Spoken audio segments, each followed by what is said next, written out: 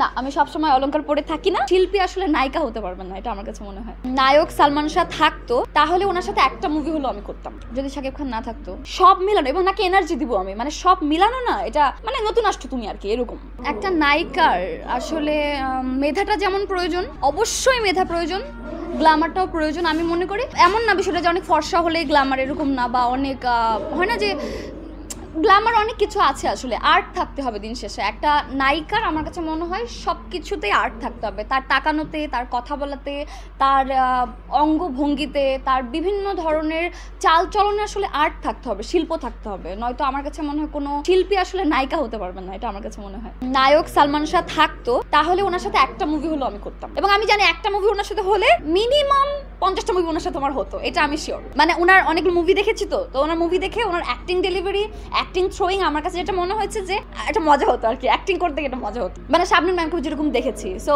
আমার কাছে মনে হচ্ছে যে আমিও মজা পেতাম। শাবনূর ম্যাম অনেক মজা করে অ্যাক্টিং করতো। তো শাকিব খান ওনার জায়গা আলাদা, সালমান শাহ ওনার জায়গা একদমই আলাদা। তো দুজনেই সম্মানিত ব্যক্তি এবং দুজনেই ইন্ডাস্ট্রির অনেক সুদর্শন, গুণী, সুপার ট্যালেন্টেড অ্যাক্টর। সো ওনাদের নিয়ে আমি কীভাবে বলি, না এটা বলা যায় না। তার উন্নতি আসলে বাংলাদেশের জন্য অনেক সহায়ক। যদি শাকিব খান না থাকতো, জানি না আসলে কি হতো, কে কেমন মুভি দিত জানি না। যদি ব্যাপারটা সব সেমই থাকতো, যদি শাকিব খান এখানে উধাও হয়ে যেত, তাহলে হয়তো বা বাংলাদেশ অনেক বেশি কিছু দেখতে পারতো না, এটা আমার কাছে মনে হয়। বরবাদ, তুফান, নতুন নতুন যে এক্সপেরিমেন্টগুলো করা হচ্ছে, শাকিব ভাই যে এক্সপেরিমেন্টগুলো করছে, সেগুলো হয়তো বা আমরা দেখতে পারতাম না। বাংলাদেশের বাহিরে যে বাংলাদেশের মুভি চলছে, এটাই আমার জন্য অনেক গর্বের বিষয় বাংলাদেশি হিসেবে। এই তো ভালো লাগার বিষয়, এটা খুব গর্বের বিষয়। শাকিব খান আছেন, থাকবেন, আরও অনেকে তৈরি হবেন, তারাও বাংলাদেশের সাথে থাকবেন, বাংলাদেশ আরও অনেক দূরে এগিয়ে যাবে এবং সাথে আমিও থাকবো।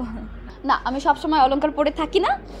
আমার নামটা অলংকার, কারণ আমি বাংলাদেশের অলংকার আপাতত, তবে বিশ্বের অলংকার হওয়ার জন্য প্রস্তুত হচ্ছি। আমার মায়ের অলংকার আমি। সিন্ডিকেট যারা মেনটেন করতে পারে না, তারা টিকতে পারে না। কোথায়? আমি তো টিকে আছি, আমাকে তো কেউ আটকাতে পারলো না। কারা আপনারা? কারা আমাকে আটকাতে চান? কারা সিন্ডিকেট করেন আমার নাম নিয়ে আমার সাথে? আপনারা কারা? কিভাবে করেন? এত বড় স্পর্ধা কিভাবে আপনাদের হয়? কিভাবে এত বড় সাহস হয় আপনাদেরকে মাথায় আসে না যে একটা মানুষের যদি যোগ্যতা থাকে তাকে আটকানো সম্ভব নয়? একটা ফিমেল আর্টিস্টের প্রথম দিক থেকে অনেক ধরনের বাধা আসে এবং অনেক ধরনের প্রতিবন্ধকতা আসে। শুধু মিডিয়া ইন্ডাস্ট্রি না, আমি আগেও অনেক ইন্টারভিউতে বলেছি, শুধু মিডিয়া ইন্ডাস্ট্রি না, মিডিয়া ইন্ডাস্ট্রির অনেক বাহিরেও যতগুলো পেশা আছে, সব পেশার মধ্যে প্রতিটা পেশার মানুষের, মেয়েদের বিভিন্ন ধরনের প্রতিবন্ধকতার শিকার হতে হয়। অতটুকু জ্ঞান তো অবশ্যই হয়েছে। মিডিয়া ইন্ডাস্ট্রিতে কাজ করেন, 10 বছর ধরে কাজ করেন, 5 বছর ধরে কাজ করেন, 5 বছর না আসলে, তারা আপনারা অনেক আগে থেকে কাজ করেন যারা সিন্ডিকেট করেন। তো আপনাদের মাথায় অন্তত এই সিনিয়র হিসেবে মিডিয়া কর্মী, মানে সিনিয়র মিডিয়া কর্মী হিসেবে আপনাদের মাথায় এতটুকু থাকা উচিত যে আজকে আমি আমার যোগ্যতা, এখানে যেহেতু এসেছি, নতুন একটা ছেলে, নতুন একটা মেয়ে তার যোগ্যতার জন্যই আসলে সামনে আগাবে, আমি চাইলেও তাকে আটকাতে পারবো না। সো এটা আসলে তাদের বোঝা উচিত, আমাদের না।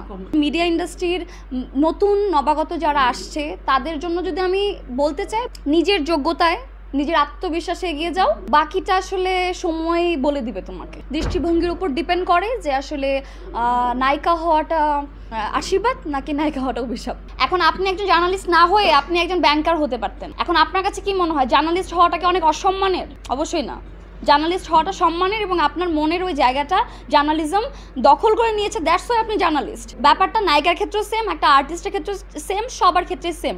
একটা নায়িকা যখন তার মন গহীন থেকে ভাবে যে না আসলে আমার এই জায়গাটা, আমার মন গহীনে বা আমার দিলের ভেতর এটা একটা অন্যরকম ভালো লাগা কাজ করছে, এটা অন্যরকম আনন্দ দিচ্ছে আমাকে, সো তখন সে সেটা করে। আর যদি তার সেটা ভালো না লাগতো, সেটা করতো না।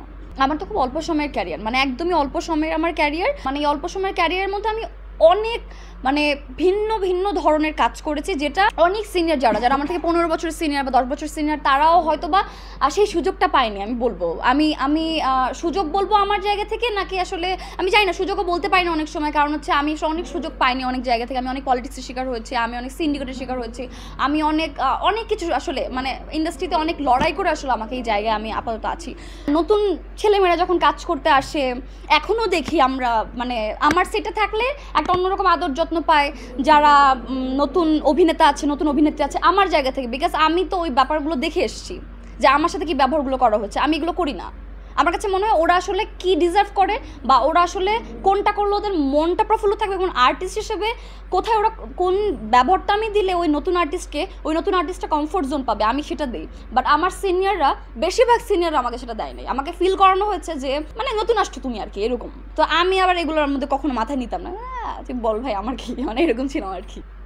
আসলে আমি না আমার কাজ নিয়ে একটু বেশি বিজি, তো আমি না জানি না আশেপাশে কে কি সংকটে আছে, কে নায়িকা সংকটে আছে, কে নায়ক সংকটে আছে, আমি একদমই জানি না। মানে আমার কাজ নিয়ে আমি প্রচণ্ড বিজি। আমি একটা নাচের গানের শুটিংয়ে আছি এখন, এবং এই নাচের গানের শুটিংয়ে আমি যেটা আপনাদের বলছিলাম যে আমাকে নাচ মনে রাখতে হচ্ছে, নাচের স্টেপ মনে রাখতে হচ্ছে, আমাকে লিপসিং করতে হচ্ছে, আমাকে লিপসিংয়ের জন্য যে লিরিকটা দেওয়া হচ্ছে লিরিকটা মাথায় রাখতে হচ্ছে। এখন আমি লিরিকটা মাথায় রাখবো নাকি লিপসিং করবো নাকি আমি নাচের স্টেপ দিব, মানে সব মিলানো, এবং নাকি এনার্জি দিব আমি, মানে সব মিলানো না, এটা অনেক টাফ। সো আমি কিভাবে এইগুলোর বাইরে আমি কিভাবে যাবো ভাই, আমার এগুলো নিয়ে ভাবতে ভাবতে মাথা নষ্ট হয়ে যাচ্ছে। অনেক এনজয় করি নাচ, দ্যাটস ওয়াই আমি নাচ করি। আমি অভিনয়টা অনেক এনজয় করি, দ্যাটস ওয়াই আমি অভিনয়টা করি। আমি ভালোবাসি নাচকে, আমি ভালোবাসি অভিনয়কে ভাই। আমি আসলে সিনেমা দেখতেই পছন্দ করি। আমি সবার সিনেমা দেখি, কারণ আমার কাছে মনে হয় মানে আমি আসলে স্ক্রিপ্টও লিখি। সো আমাকে গল্প ভাবার জন্য আমার অনেক ধরনের ক্যারেক্টার প্রয়োজন।